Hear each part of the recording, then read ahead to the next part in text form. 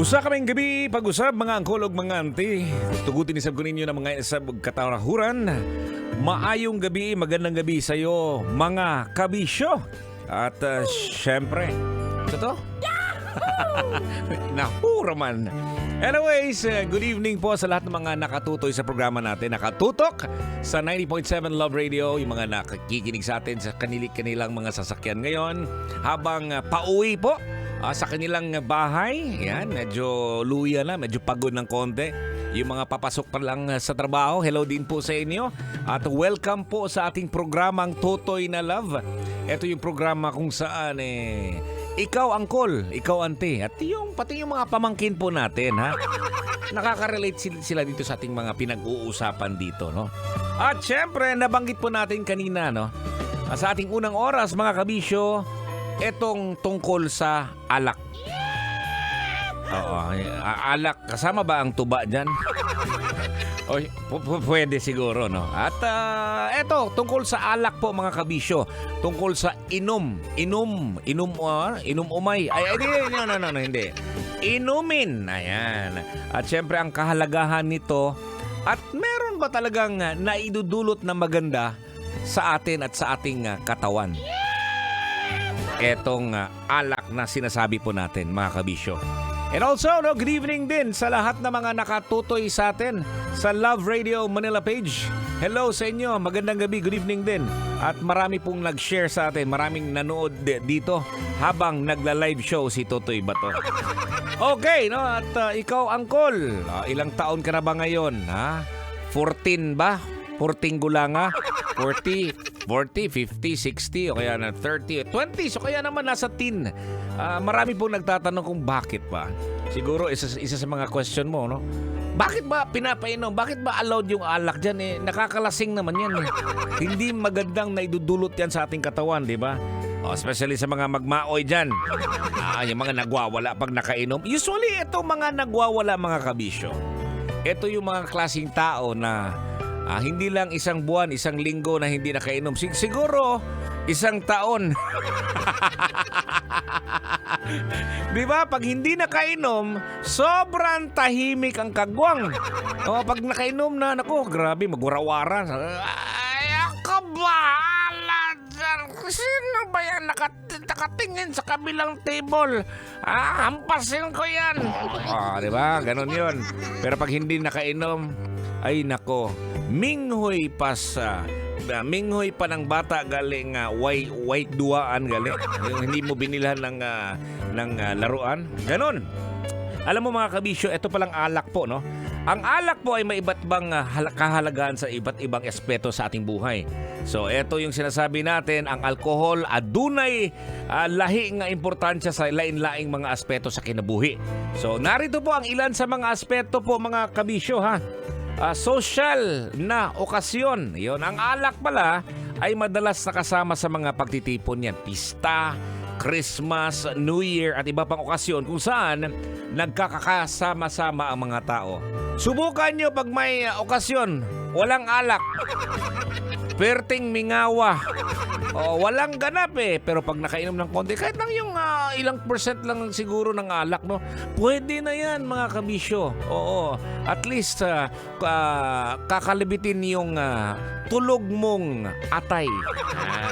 Eto pa po, mga kabisyo, relaxation, ayan, at pahinga. Para sa ilan, ang pag-inom ng alak ay paraan upang makapagpahinga po, mga kabisyo, at mag-relax pagkatapos ng mahabang araw o linggo ng trabaho, di ba? Pansinin mo yung ikaw, manong driver, ikaw, Col. Bilang isang lalamove driver, taxi driver, o kaya trailer truck driver, conductor, yan. Minsan, no, masarap talagang maglaog tuba. Maglaog inom, no? Inom ka, jarok mo yung para makapag-relax ka po. Magbigay ng panandaliang ginhawa at pahinga. Huwag ka lang magmaoy, ha? Pag magmaoy ka, lusion yun ako ng imong kigol. Eto pa rin, meron pa. Dagdag or bahagi po ng kultura natin, no? Ang alak ay bahagi ng kasaysayan at kultura ng maraming bansa at komunidad. At alam na po natin yan, mga kabisyo, ha, na may mga, ito sa ibang European countries, no, na kung saan sineselebrate nila yung pag-inom ng alak, di ba? Hindi kagaya dito, naghahanap ng alak, di ka nakasuyop. Anong klase ka ba? Wag naman gamitin yung alak para pamparelax yan. Dapat sa'yo, pahuli ka. Ito na ating panghuling nakikita natin na importante pala ang alak, mga kabisyo.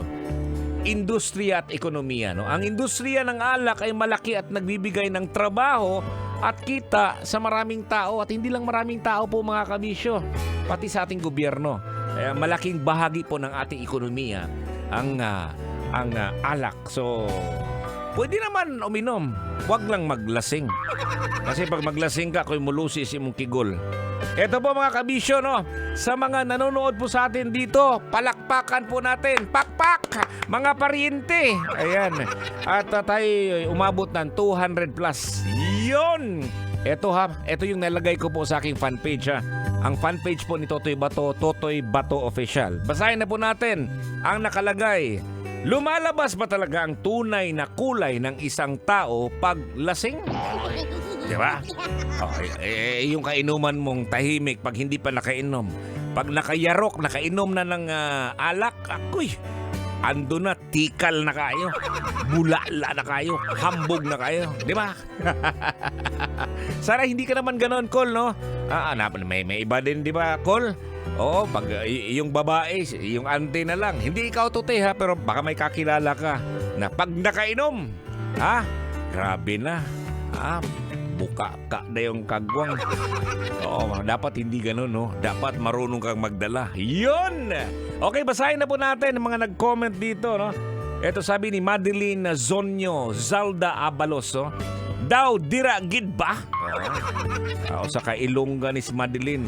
Sabi ni Glenda Abarico Sandigo, oo, Col, nabubuang minsan seryoso, minsan maoy. Ha ha ha ha.